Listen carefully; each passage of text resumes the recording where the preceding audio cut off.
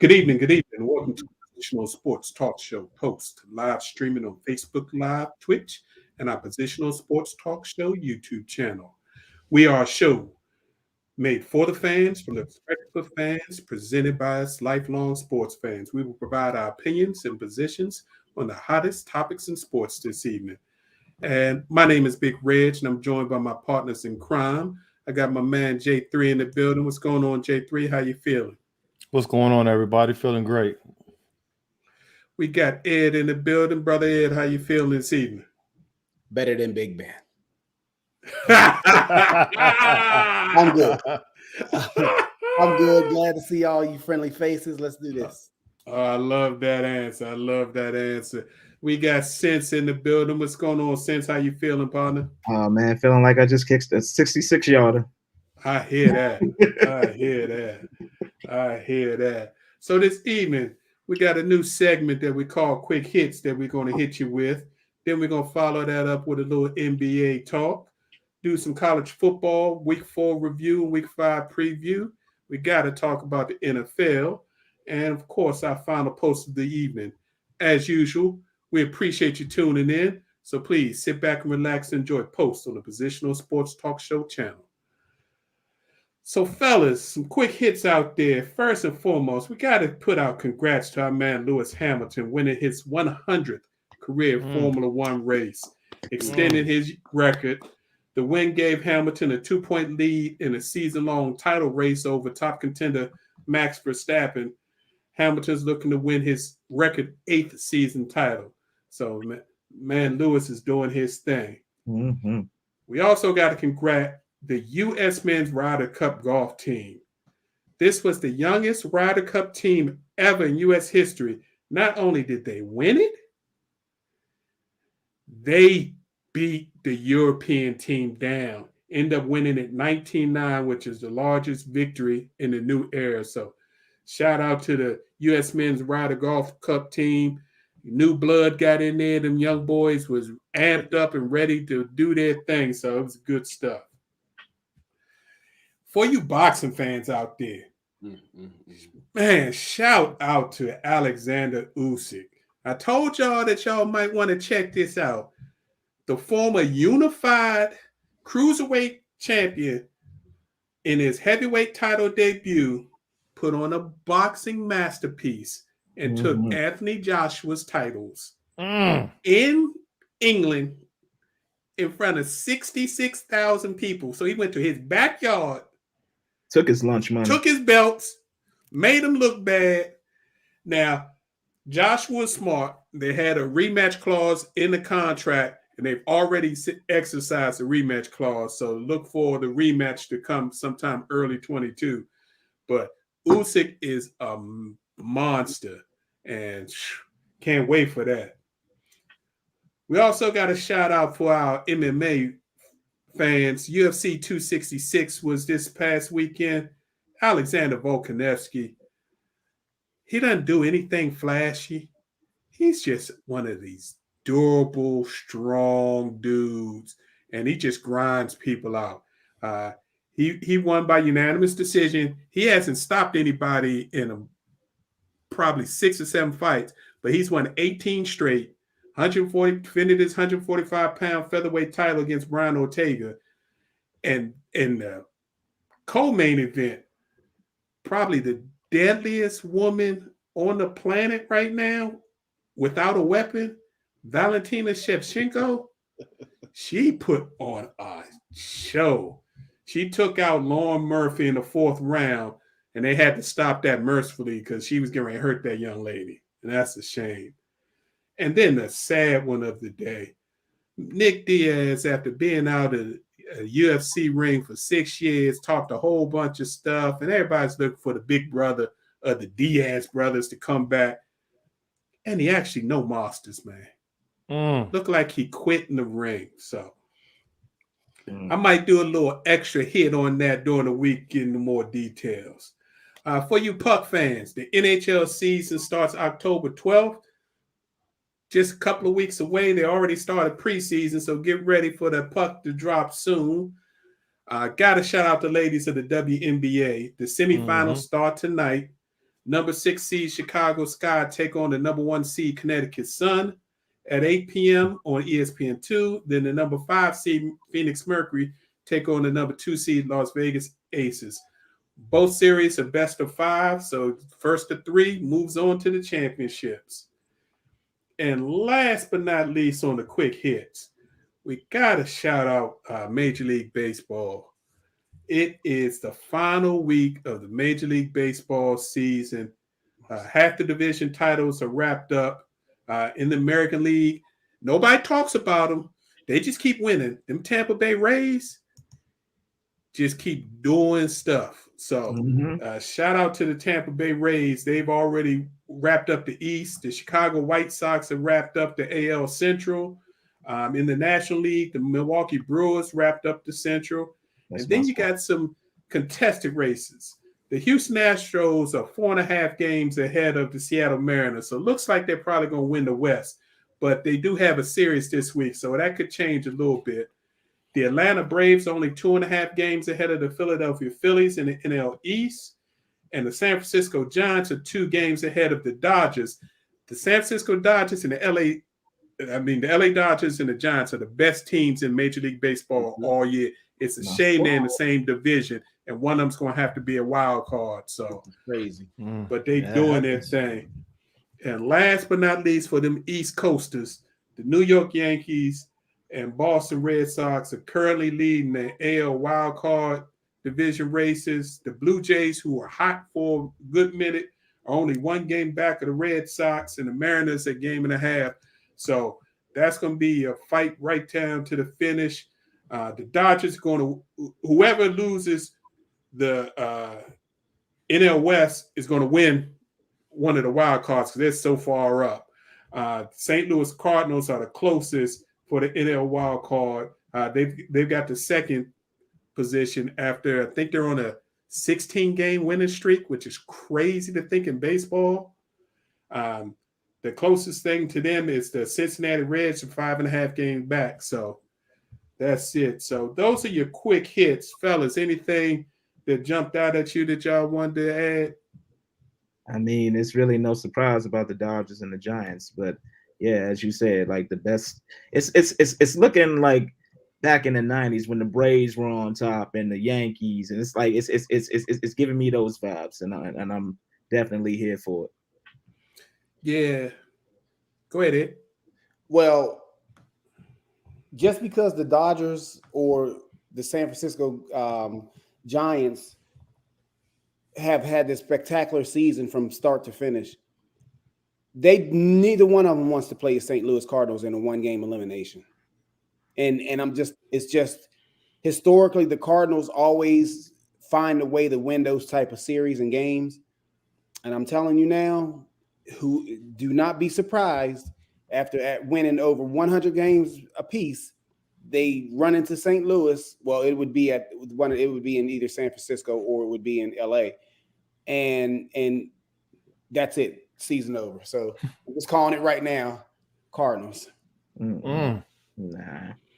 Yeah, we said it a few weeks back. The Cardinals is one of them teams that just a well-run organization. They figure out a way, and if they get in the playoffs, look out. They can cause some trouble. So I hear you. I would not be surprised. All right, so let's move on and get to this NBA news. Now, NBA teams reported for training camp this week. Most of them had their press days yesterday. A couple of them are having them today. The biggest news right now in the NBA is the Ben Simmons Philadelphia 76ers issue. Basically, Simmons has told the Sixers in no uncertain terms, I'm not coming, I'm not playing for you, and the only way I'm putting the NBA jersey back on is once you trade me. So what y'all think about old Ben giving the Sixers an ultimatum? I mean, it was bound to happen. It was bound to happen from the when they got bounced by Atlanta. I mean, from the interviews of Doc and Embiid, you know, the throwing under the bus, I should say. I mean, it just, you know, it was, Ben was like, oh, word? Okay, that's how you feel? Yeah. Watch what I do. And we seeing it. Yeah, I agree. But the question is he hurting his market value though? If you're trying to get out of a place and everybody knows that you're not going to go back there, and of course the Sixers are asking for an astronomical. But the last thing I heard, they wanted some kind of combination of either 3 number 1 picks or NBA All-Star and number 1 picks. I mean, they're playing the waiting game right now. I mean, it's like they I guess they want to see how they go into the season because honestly, they don't have to trade him because he still has, years left on his contract. But, to answer your question, Big Reg, as far as it's not Ben Simmons isn't hurting his market value any more than his play has done the last 3 years. Who's True hurting story. the problem in the whole situation is Philly's management. Mhm. Philly's management. So Ben can pop off and say whatever he want right now. It's on management's head. And the problem with that is, again, and we've mentioned it multiple times on this show, is that they should have traded Ben Simmons at the minimum 2 years ago. he was still If high. they wanted 3 number 1s and an all-star and et cetera, then they needed to make that move 3 years ago because they knew he couldn't shoot then. So, so they made the decision to keep him, hoping to show some improvement. He's already got one coach fired, or contributed to getting one coach fired. And, and now Doc is there, and I don't think Doc's in jeopardy of getting fired, but they Doc made put the him out bed. there. Yeah, they made the bed. They have to lay in it. And to your point, but and if I was Simmons, I wouldn't show up. no, and to your point, it also speaks to a bigger issue of player development because then they have this issue with Fultz when they Mhm. drafted him. Yep. Mm. He couldn't shoot either.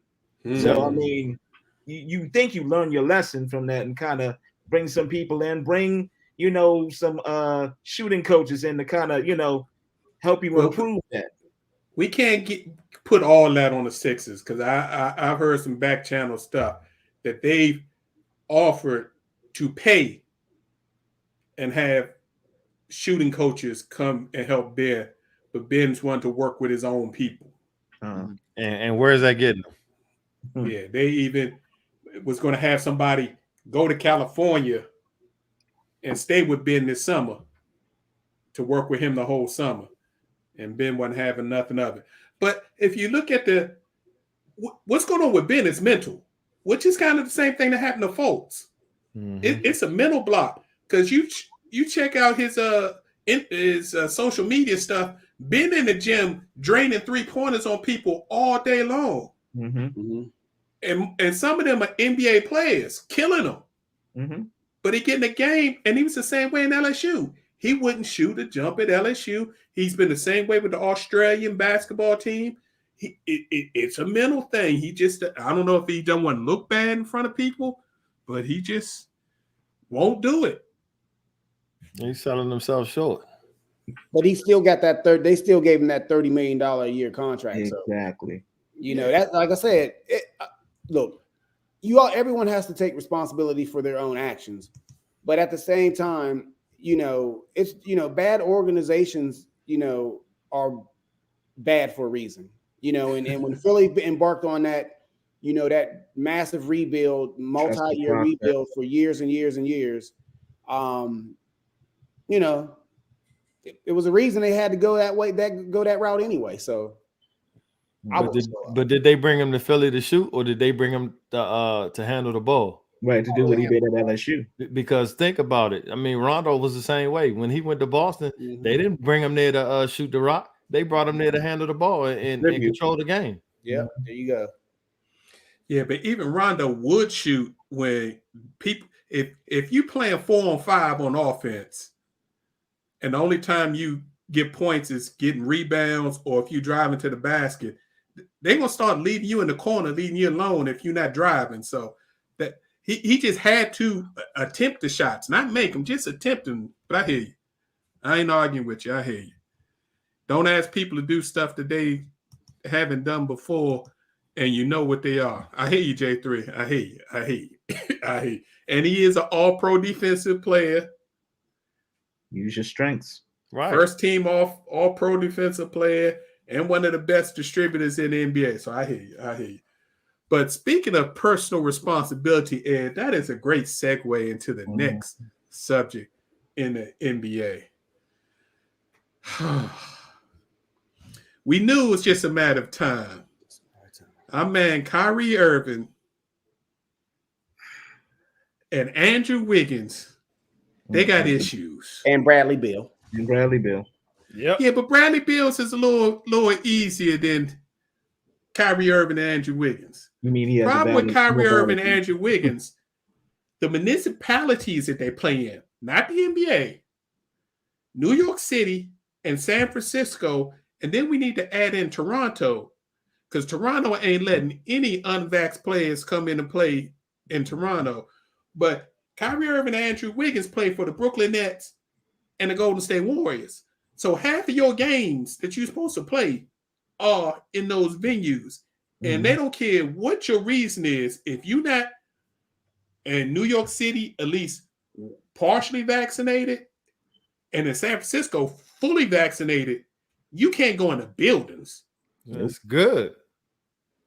So, I mean, what do y'all think the fallout's going to be with this? And I'm sorry, my last little bit of soap opera. This, it's a private matter, is BS. It is, and I'm tired of them like giving that reply to these questions. It's real arrogant.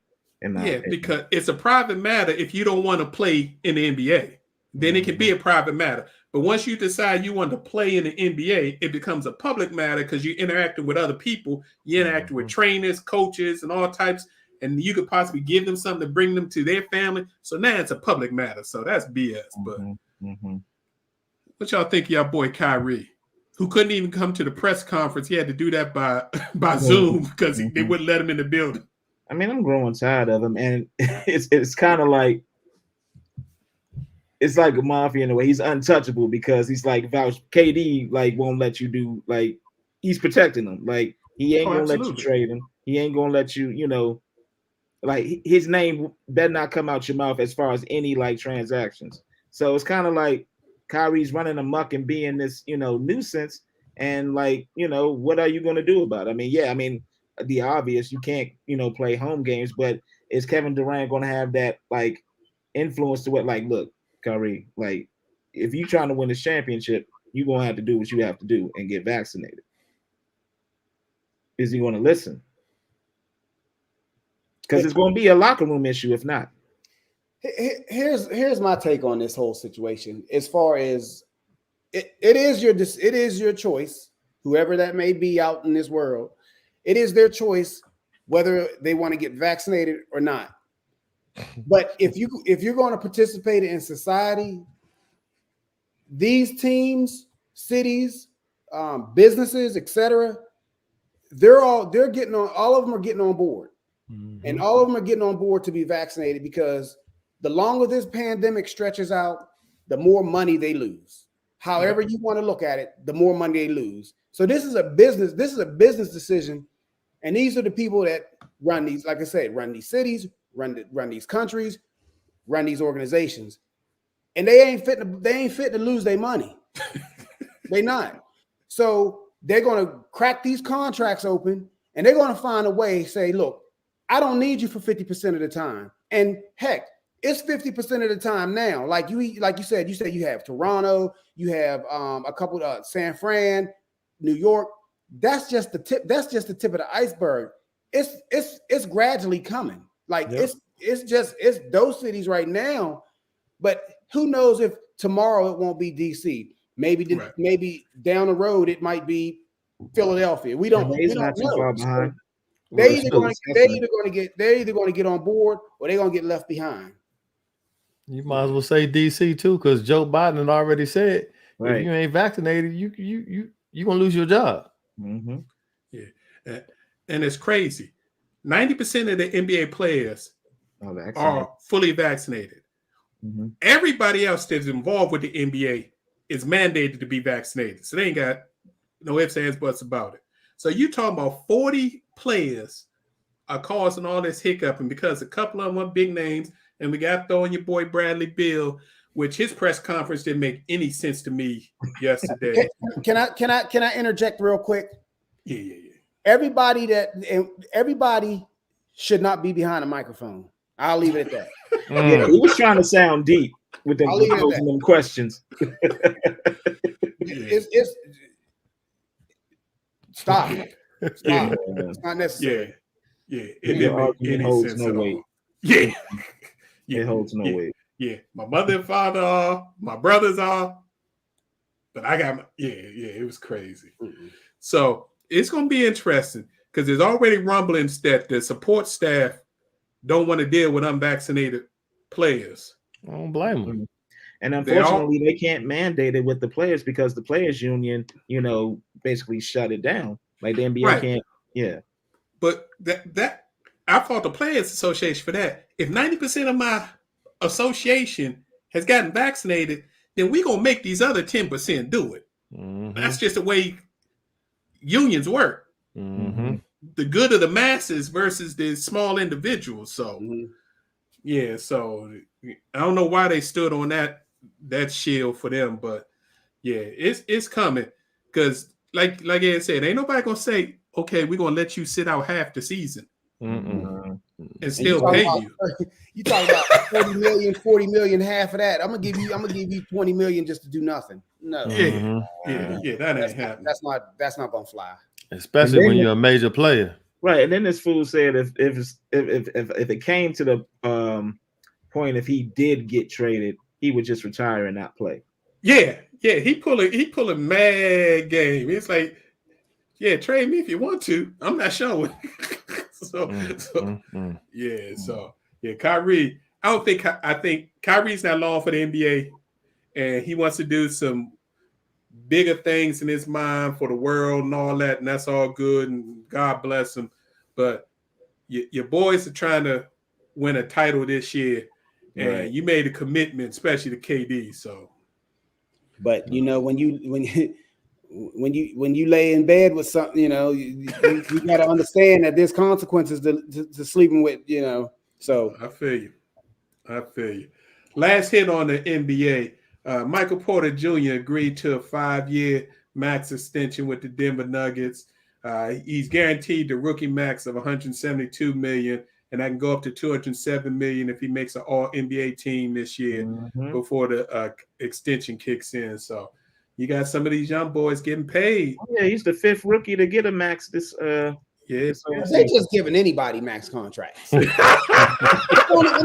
mean, look, Michael Porter, he good, but not. He could be invited to that squad, man. Come on. He done had a bad back since he was in 8th grade.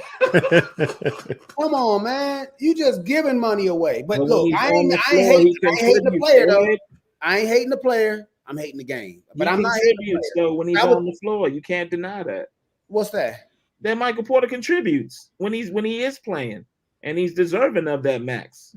I don't know about all that. We're gonna have to talk about that on our next NBA segment. Let's say that. Is he really deserving of the max? But I hear you.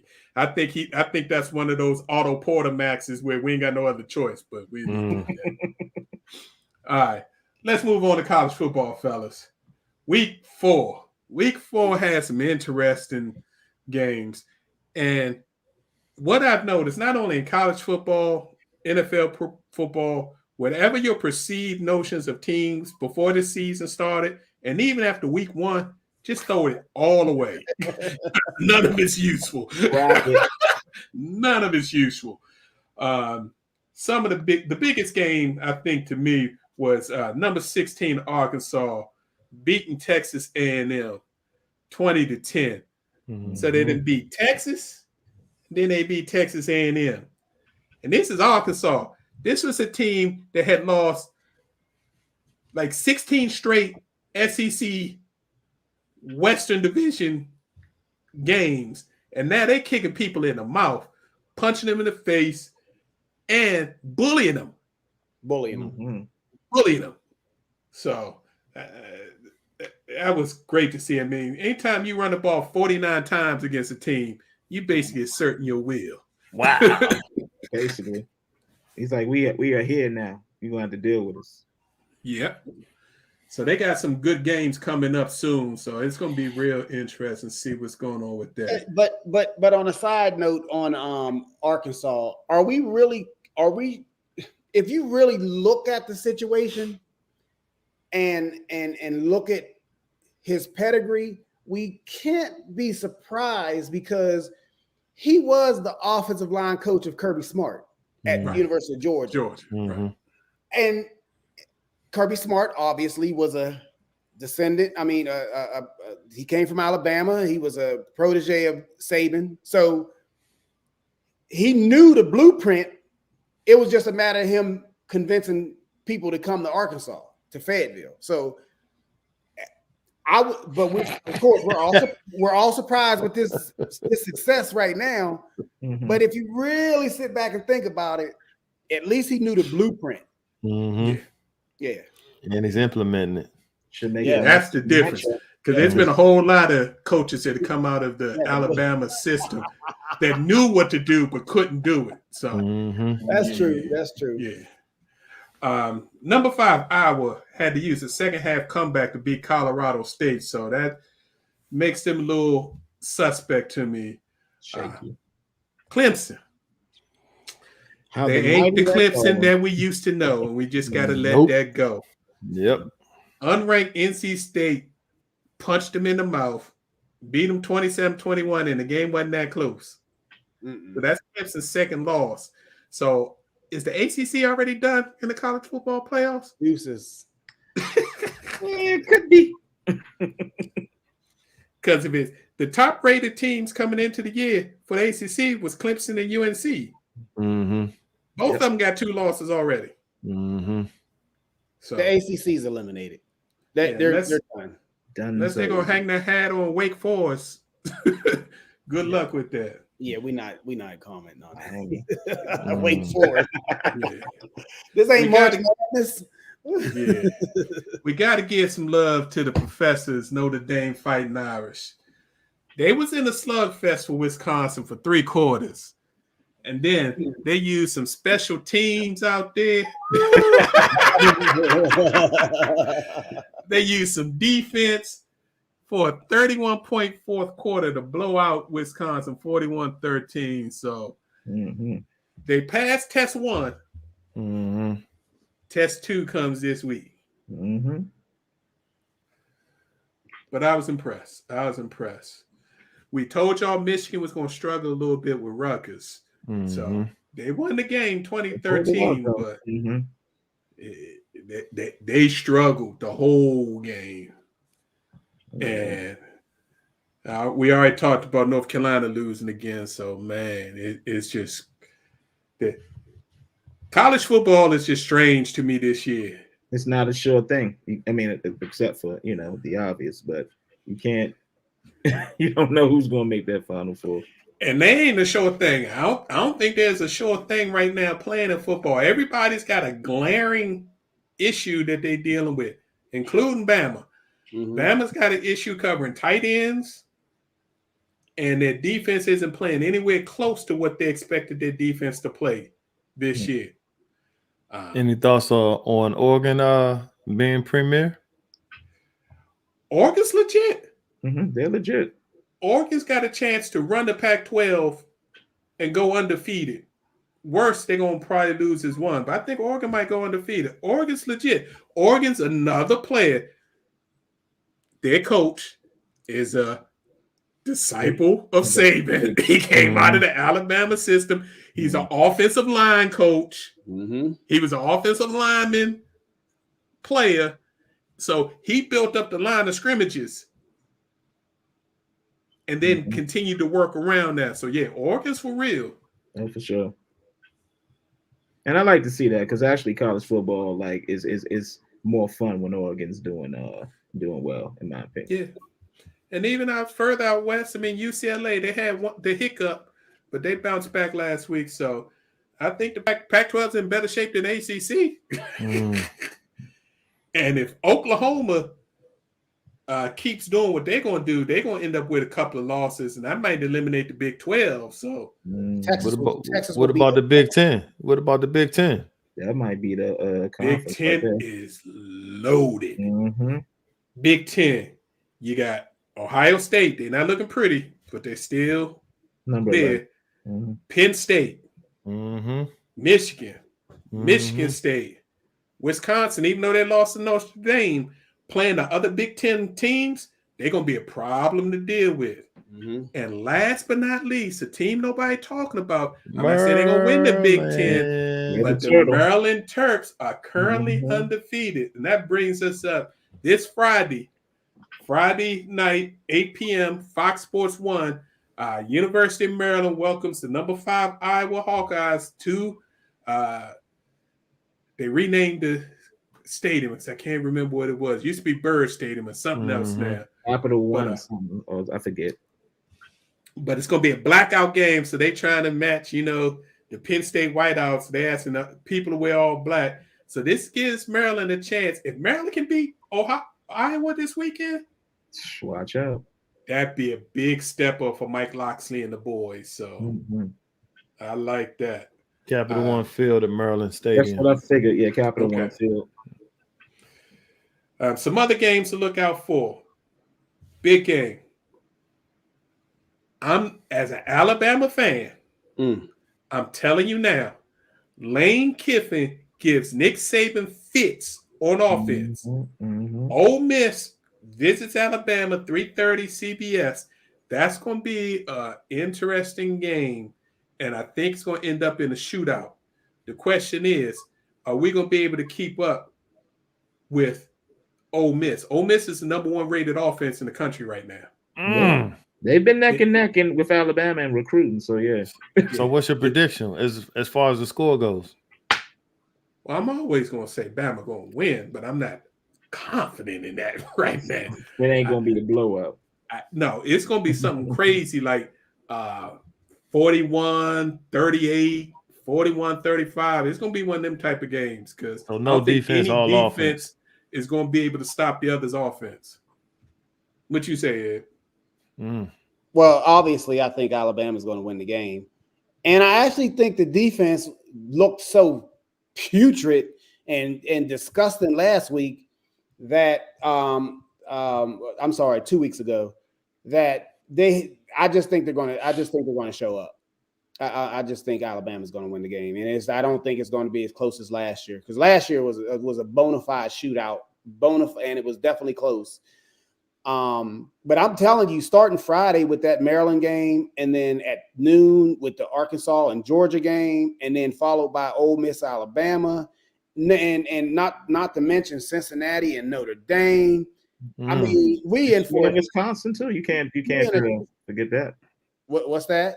I said Michigan and Wisconsin too. You can't forget that. Yep. I think Michigan's going to beat Wisconsin now. I think Wisconsin's down this year. Yeah. I think that's still going to be a good game. But yeah. Where do they play, Sense? They play at Wisconsin, if I'm not mistaken. Oh, that might change things. Mm-hmm. Yeah. Magic Stadium. Harbaugh done got in Wisconsin a couple times. Exactly. So you got the Florida Gators going to visit undefeated Kentucky. Kentucky been quietly building a nice program down there. They haven't quite got the recruiting up to compete, but on a one game level, you go to their place and it's going to be 5 p.m. their time. So you can get some of that night crowd. People been drinking all day. It's going to be a little rowdy. That's going to be an interesting game. And LSU has been kind of suspect this year. Oh my but God. anytime you got to go to Death Valley at night, they are a different animal. So Auburn visits them, and it's going to be interesting. Auburn benched their golden boy, the legacy guy, good old Bo Nix, halfway through the game to come back and win last week. So who are they going to start this week? But check this out, Reg. It's get even more interesting is that the guy who he got benched for is a transfer from LSU. Right. Yeah, so that is some intrigue right there. So for you college football fans, this weekend really starts the heavy season of college football. So enjoy. Let's move it on to the pro ranks. Man, the injuries keep piling up, man. It's just getting crazy out there. AJ Brown, everybody was hoping this was going to be his breakout year since he ain't going to have Julio on the side. He had a pulled hamstring. They say he's week to week, but you know, with them hamstrings of wide receivers, I don't think he's going to be right the rest of the year. Big hit for the Colts. Quip Nelson, their all-pro guard, high ankle sprain. Offensive lineman, high ankle sprain. Yeah, that's going to be a problem. And their offensive line been looking a little ragged anyway. So he's going to be out some weeks. How the New York Giants, first of all, we're going to get into them giving away games.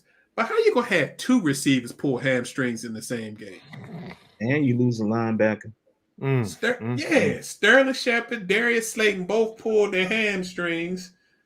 And Blake Martinez tore his ACL. He gone for the year. And I started Shepard too. Oh my goodness.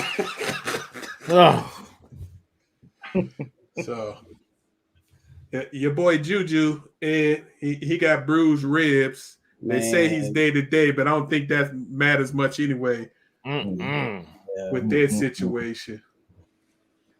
How the Denver Broncos are continue to win is amazing. They just lost another receiver. KJ Hamler tore his ACL. That's their second starting receiver they've lost. They down a starting defensive end, major pass rusher, a linebacker and cornerback, and they still undefeated. Because they got determination in their eyes, bro. They got that man Teddy. Change the quarterback. I was just about to say Bridgewater. It's the Bridgewater effect. Absolutely. I feel bad for my man J.C. Horn, rookie cornerback for the Panthers. That man broke multiple bones in his foot just backpedaling. He ain't living right. That's Like the way he ain't living right. You shouldn't be that brittle. Yeah, some don't make that. I smell a rat, man. Yeah. Your boy Scotty Miller, the Bucks, has turf toe, so he's going to be out for a minute. James White, the Patriots' favorite third down back, and sometimes starting running back, had a hip subluxation, so he's going to IR. It's just crazy. And last but not least, Christian McCaffrey. Oh, you're gonna have to start, the whispers. He might think about that R word.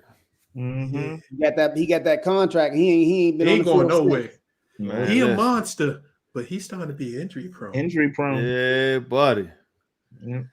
Because the play he pulled up in, I thought he was just trying to juke the guy. The way he lifted the leg up, and then he went right to the tent. It was like done. So, but if you look at his body type, man, it's just that if you don't use him in a specific way, he can't necessarily take that pounding.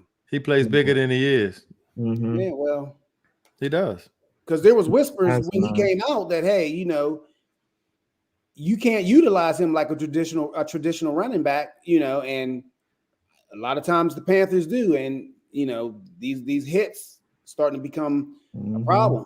So yeah, it's crazy because I was getting ready to come back this week and say, I was wrong about, Christian McCaffrey and being wary of him coming back from injury, because in the first 2 weeks he put up monster numbers, but yeah, it only took 3. Yeah, and BJ, you're right about that. Somebody got to start looking into the training staff at the Steelers. They got people dropping like flies all over the place. Yeah, and we ain't even talking about the old man who was Did you notice that the old man was grabbing his surgically repaired elbow again? And having pectoral issues. The problem, he stayed on his back too much. Ed ain't see that.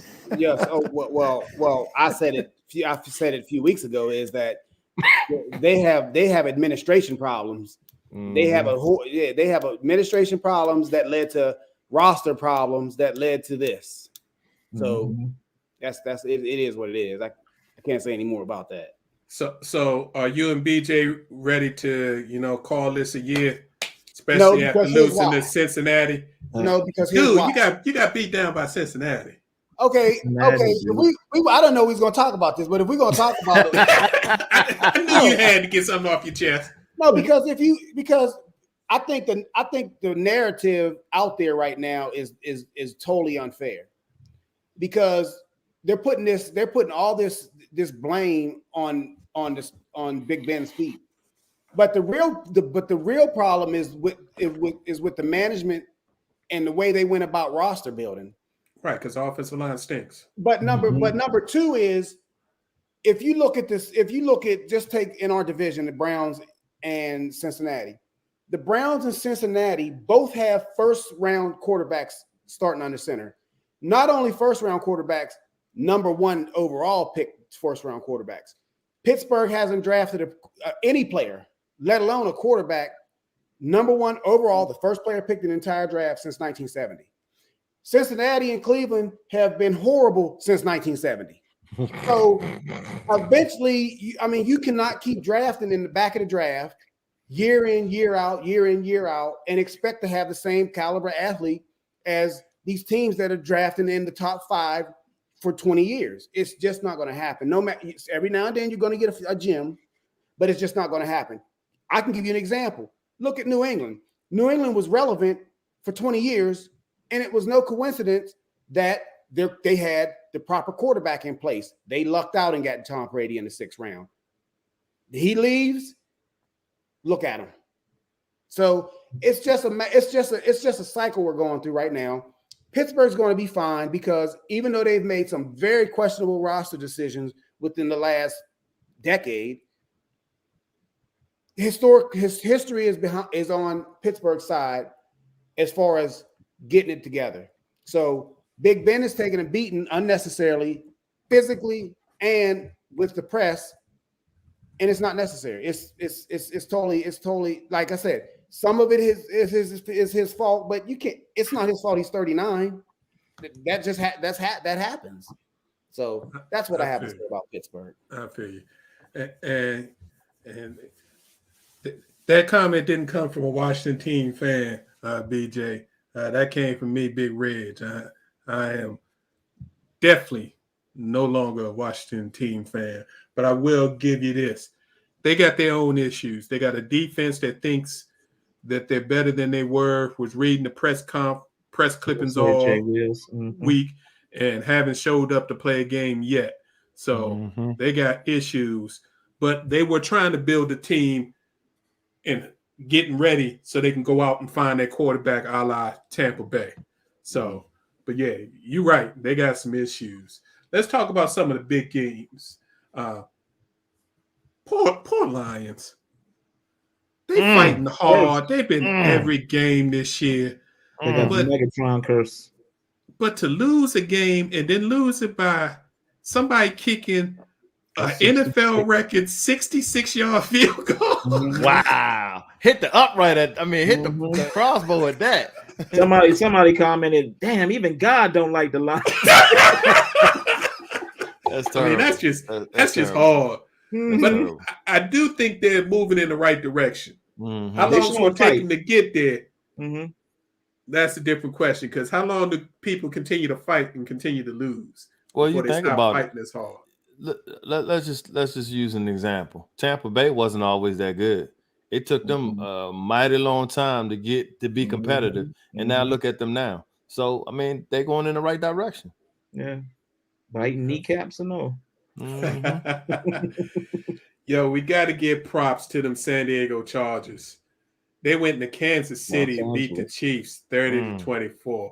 Now, my question to y'all is, did they really beat the Chiefs, or did the Chiefs beat themselves? Or is the Chiefs really had 4 turnovers in that game, and 2 of them were like careless turnovers? I'm starting to see a trend with them. I'm starting to see a trend with them because they're making careless mistakes that they shouldn't be. Could it be that they're feeling themselves a little too much too? Fumbles, Washington defense, and then forcing throws. I mean, come on, no look throws. Yeah, they getting played all that.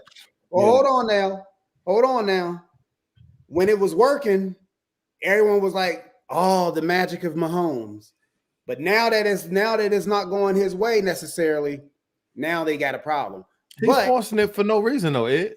I will say this. This is my theory as far as Mahomes. I can't talk about the other pieces of the roster, But as far as Mahomes is concerned, I just think that it comes so easy for him, and he sees things, and he has so much confidence in himself that he's not necessarily worried about it. Like, he's not worried about an interception. Right. He's not worried about a turnover because in theory, he feels like, well, I can score anytime I want.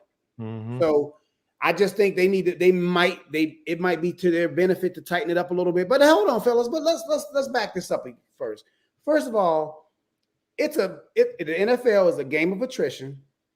It's a 17-game season. And I said before the season even started, when they first announced the 17-game season, I said that a lot of these players wasn't even going to play 17 games. I know for a fact they were going to somehow find a way to take 2 or 3 games off during the course of the year because it's just too long. The NFL season is just too long now. You know, we got a slew of injuries, as Big Reg was mentioning, in the beginning of this segment. It's the fatigue of it all. These guys never necessarily have a break if they're really training right, which they have to, or by the time they get they would never be able to catch up. So I'm not tripping so far right now. We 3 weeks in of a 17-game season. So, I mean, the season not even, we're going to have relevant games in 2022 before the playoffs even start. So I'm not tripping right now over the NFL. I feel you, but I think we're starting to see trends. Like I said earlier, week 1 for a lot of teams was an aberration, but I think we're starting to see trends of what teams are going to be. And by week 5, we kind of really have an idea of what teams are and who may have the ability to continue to move forward and progress, and whose season already over. So, Mhm. Yeah. I think they need to really consider expanding the roster though, because 52, 53? 53, yeah. It's just not enough. You're dealing with outdated numbers right now. I know it's all about the money, but they need to expand these rosters. I feel you. Shout out to Justin Herbert outdueling Patrick Mahomes, giving up 281 yards, 4 TDs, 0 interceptions. That young fella playing. That's one of them pay the man. He can get one of them 45, $50 million contracts real soon. And he's finding this big play receiver in Mike Williams. Like, we've been waiting for him to break out. Man, them New York Giants let Matt Ryan and the Falcons come in and beat them. That just says it all right there. We're going to keep it moving. We're going to keep it moving. Kyler Murray, J3 mentioned it earlier. I do like my man Kyler Murray because he just played his own style of football. You may not like it, but he going to do it the way he going to do it. Mm-hmm. And to be 3-0, I mean, they were playing the Jaguars and let them hang around, but Cardinals may be the funnest team to watch in the NFL if you haven't watched them. And Murray's leading the odds. Stafford will win the MVP this year. I was just about to say that Murray's leading the odds to right now to win MVP this season. Yeah, speaking about Stafford, Rams put a beat down on the Bucks. I love LA. I will put it in context. The Rams were trying to prove a point that they belong, and it was just game 3 for the Bucks. And you can see it in the energy levels. So I don't think that's going to be the same way. But you got to give them their props. They put a beat down on the Bucks. And they was giving Tom Brady fits. Yeah. He wasn't comfortable in the pocket at all. And your boy D-Jax had a show. Y'all see your boy D-Jax running down. Oh, yeah. He should have had 3 touchdowns the way he was open a couple of times. So, yeah, that's going to be an interesting team to deal with if they stay healthy. That's going to be scary. That's going to be scary if he can continue to get him that ball because he's definitely a deep threat. Yeah. The Raiders. I told everybody. Again. I got to give John Gruden some credit. I didn't think they did enough in personnel-wise to fix the defense, but Raiders balling. And Derek Carr, I don't know why people are consider him a top 10 QB because all he do is he been balling for like 2.5 years now. So, yeah, they belief behind him now. He got the belief of Gruden now. Because let's keep it real. Gruden wasn't really he was ready to bench him at all. Mhm. Especially when he bought a house next to his in Vegas. He really wasn't feeling like that. Mhm. But yeah, that's working out. How y'all feel about your man Jimmy G and the 49ers? They That do was a game, almost man. everything right, but they lead that bad man 37 You seconds. can't give him time. You cannot give him time. It was a good game, though. It was a good game. Right. And I have to tip my hat to the Packers because historically, with the last 2 or 3 years, the 49ers have owned them. Absolutely owned them. And it hadn't even been close. So for them to even compete was a huge plus for the Packers. And then obviously they hit the 51, 51-year field goal to end the game. So hats off to both teams. They both balled out, so to speak. But the Packers I was more impressed with because of the fact that that's been their Achilles heel. They didn't get bullied by a more physical team this time. Yeah, I agree. Mm-hmm. And last but not least, Monday night, I felt bad for my boy Jalen. I did too. Because he was running for his life half the game. And did y'all notice that they made a concerted effort to put your boy Zeke in the spotlight last night? They made sure he got all the goal line touches except for the one that Dak tried to score. They gave more carries this week. So they was like, oh. Ain't no running back controversy here. Yeah.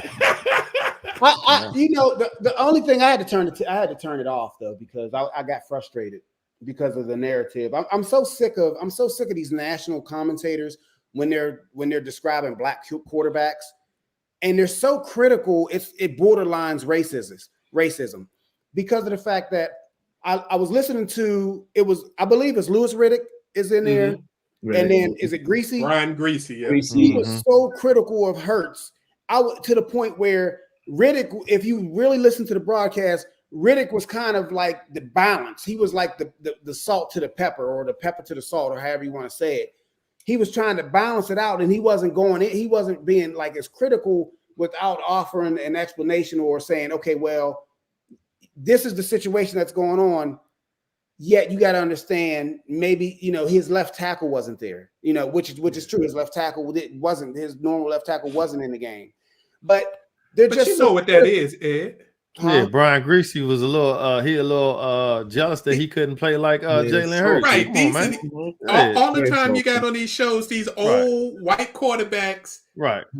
That sat in the pocket, marginal in the NFL. This is how the position is supposed to be played. So anything that's not played like that is wrong. So that's their framework, how it's coming off. And they need to integrate more of the people that are actually in the broadcast of the football games, because it's totally one-sided. I mean, Aikman does it all the time. I was just about to mention him. All of them do it. It's disgusting though, but it just seems like it's targeted at the black quarterbacks. And I'm not one to automatically scream, oh, woe be us, but it's just too obvious. It is too obvious, and it needs to stop because you're alienating a group of fans that just don't want to hear that mess. All right. So this week, some games to look forward to. I think we got another snoozer for Thursday night. We got the Jags at the Bengals. That should be an easy W for the Lord Bengals. Have mercy. Quick job. But Sunday we got some interesting games. Can the Washington football team do better than the Giants? They go to visit the Falcons. We better. You got the Panthers going to visit the Cowboys. So you got the 3-0 Carolina Panthers with that good young defense going to visit Dallas. So that's going to be interesting. Another 1 p.m. game. And then the 4 o'clock games and the night games are all monsters. Cardinals at Rams, Seahawks at 49ers, Ravens at Broncos, Steelers at Packers, all 4 to 4:25 games. And then the night game, the GOAT goes back to New England. It comes back. He said he coming home to put a beat down. He coming home to be nice. So and the Monday night game. And then the Monday night game, the Raiders go to visit the Chargers. So, yeah, it's Ooh, old school with it. California. Saturday and Sunday, actually starting Friday night through Sunday, we loaded with good football. Oh, gotta love sports. Gotta love sports. All right, man. It's time for us to get up out of here. It is time for our final post. J3, what you got for us? Just want to say everybody stay safe. The pandemic is still alive and kicking. It ain't going nowhere no time soon, so be vigilant. Appreciate that. Since you up next. Two things. I just want to give a shout out to Mikey Williams who's on the verge of signing a big deal with Puma for name and likeness deal, and also shout out to the Chiefs, the rich getting richer by getting Josh Gordon. Now, hopefully, he can, in the words of Stephen A., stay off the weed and like finish a season. But yeah, shout out to him for getting some work. Yeah, I got mixed feelings about that. It seems that every time he comes back to football, his life gets thrown out of kilter. So maybe he doesn't need football, or at least not to play football. Company he keeps. Just my opinion. Ed, you up, partner? Just looking for this is a big college football weekend. Me and the NFL we kind of at odds right now. So I'm really looking forward to the college football weekend. And don't forget, Maryland residents, right now the booster shots are up and live. Hopefully, if you already vaccinated, I would say I would encourage everybody to, if it's your choice, to go ahead and to make that decision. But that's all I got. Everybody, stay healthy. I just like to say, like Ed, I'm looking forward to this weekend, college football. Unfortunately, I got some things I'm gonna have to handle, so I may miss that 12 o'clock game, but I'm be checking on it on my phone, on my watch. But I'm definitely not missing that 3:30 game for sure. And Sunday, yeah, I'll be in front of the TV. And for all you boxing fans out there, I think I might put out a little special little segment this week, just a little blurb about the heavyweight title fight, and also do a little MMA update. So look for that your boy Big Reg might drop something for y'all, just to give y'all a little more insight on that, that combat sports thing. All right, it is time for us to go. We'd like to thank you all for tuning in and listening. We appreciate your time and opportunity to share our positions on sports with you. Please tune in each and every Tuesday, 7 p.m. This is our main show. We will be live each and every Tuesday, 7 p.m. We look forward to seeing you. If for some reason you can't catch our live show, you can look up our Positions on Sports Talk Show YouTube channel. You can check out our Facebook page. If you want to get in contact with us, hit us up on Facebook, Positions on Sports Talk Show. You can hit us up on Twitter at Positions on SPO1. This Thursday, please be on the lookout for our post Power Play Fantasy shows. Thursday, 7 p.m. Get you set up for the Thursday night game and get your fantasy teams right for the weekend so you can try to win your league. If you have any comments, any suggestions, please reach out. We look forward to hearing from you. If you visit any of our sites, please like and subscribe. Subscriptions are free. We love to have you part of our family. And if you have any family or friends that might be interested in sports, please recommend us to us. We greatly appreciate it. As J3 said, we're still in pandemic. Please be safe out there because we want to see you next week. Take care of yourself. Take care of each other. And we see you next week. Peace. See ya.